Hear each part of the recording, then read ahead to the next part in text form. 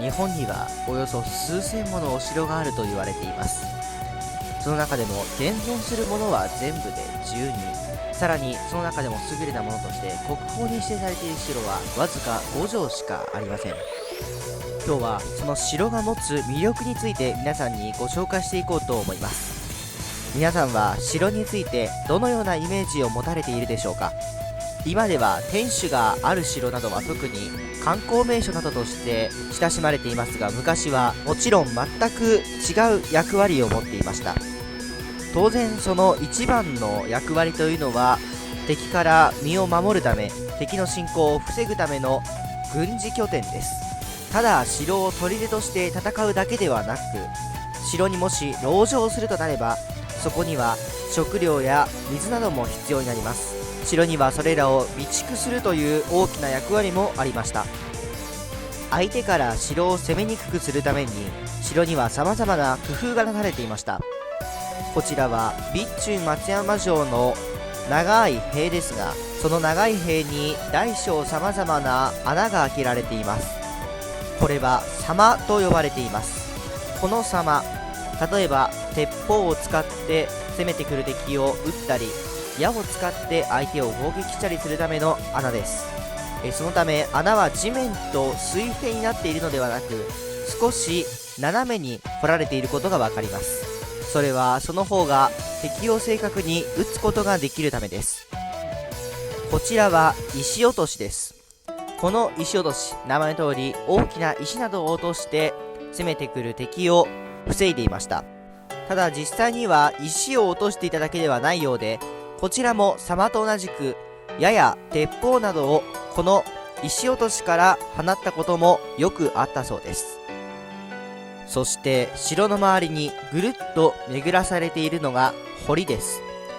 堀には地面に穴を掘った空堀や、その中に水などが巡らされている水堀などの種類があります。どちらも敵の攻撃の足を止める狙いがありました。例えば松江城などは近くに宍道湖や多くの川が流れているため、城の周りに水堀が多用されています。敵に平地に築かれた城には水堀が多く、一方で山の中に築かれた山城には空堀が多いという特徴もあります。ちなみに堀の底の形に様々な種類があります。例えば断面が V 字型のもの、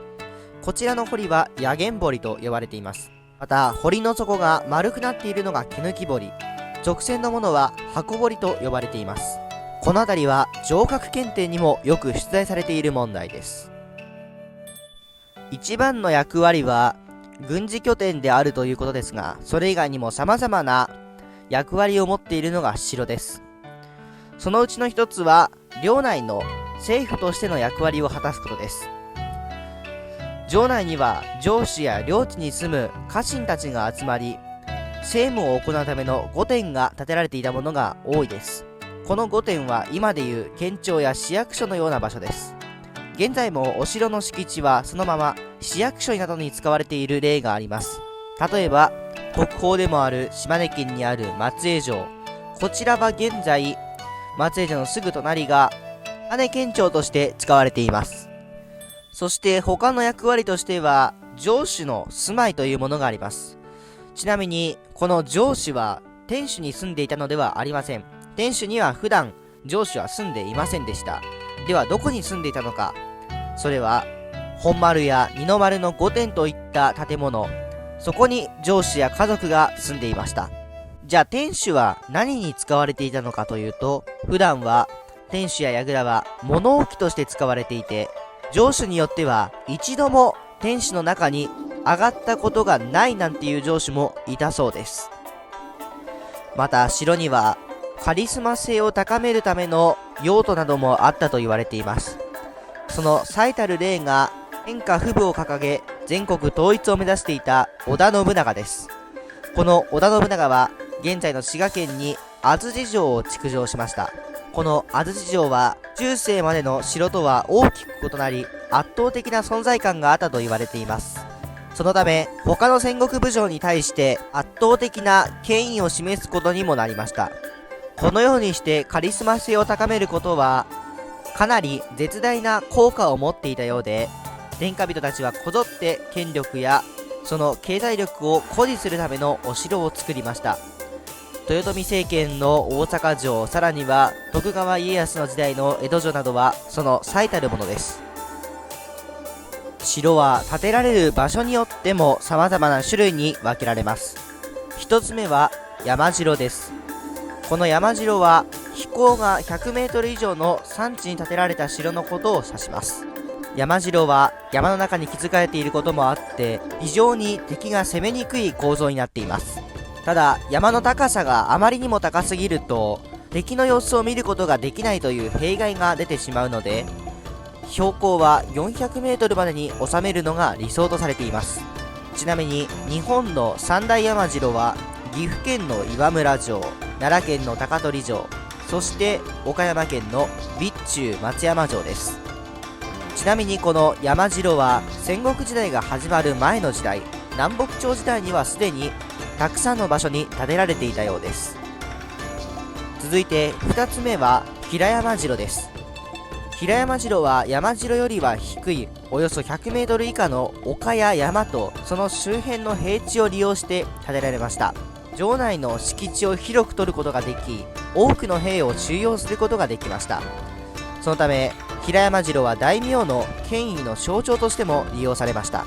この平山城は石垣や堀などを使って防御力を非常に高めていたため、莫大な工事の費用や人の確保が必要とされていました。この平山城は主に戦国時代の終わり頃に建てられていたとされています。ちなみに日本三大平山城は岡山県にある津山城、兵庫県にある世界遺産姫路城、さらには愛媛県にある伊予松山城の3つの城を指します。この中で松山城と姫路城は現存12天守の1つに数えられていますが、津山城の天守は廃城令の際に天守が取り壊されてしまったため、現在天守は残っていません。そして続いてが平城です。平城の原型となったのは実は館です。この平城は防御力に関しては山城や平山城には劣るため、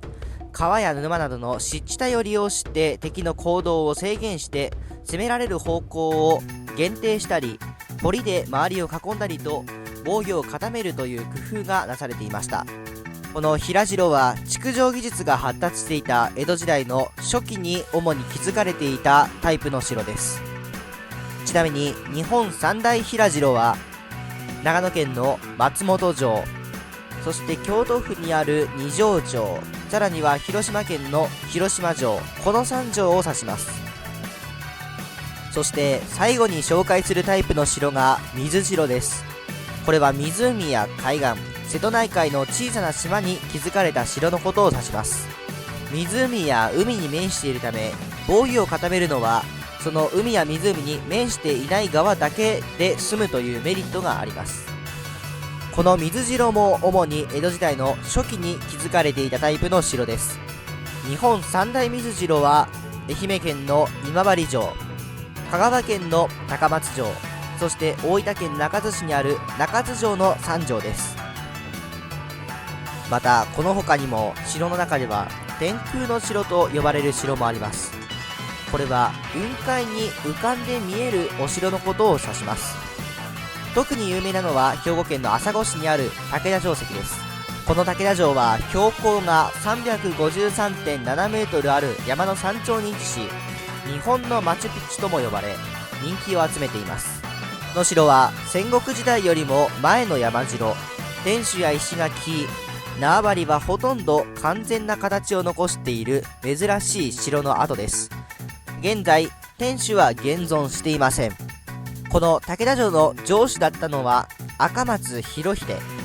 ただこの人物は鳥取城攻めの戦いの際に城下町を放火したという罪で徳川家康の命令によって自害させられます。広秀の亡き後、城主がいなくなった竹田城は江戸時代に廃城になりました。そのため現在は天守などの建物は一切ありません。またこの竹田城に合わせて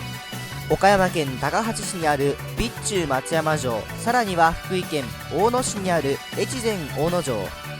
この3城を合わせて日本三大天空の城と呼ぶこともあります。城には数多くの歴史が詰まっています。ぜひ皆さん、全国の様々な城や城下町を訪れて歴史に思いを馳せてみてはいかがでしょうか。今回のように城の魅力を伝える動画については今後も制作していこうと思います。この動画だけでは伝えきれていないことも数多くあるので、また次回以降の城の魅力についての動画もぜひご覧ください。今回の動画はここまでです。ご視聴くださいましてありがとうございました。ぜひチャンネル登録や高評価もよろしくお願いします。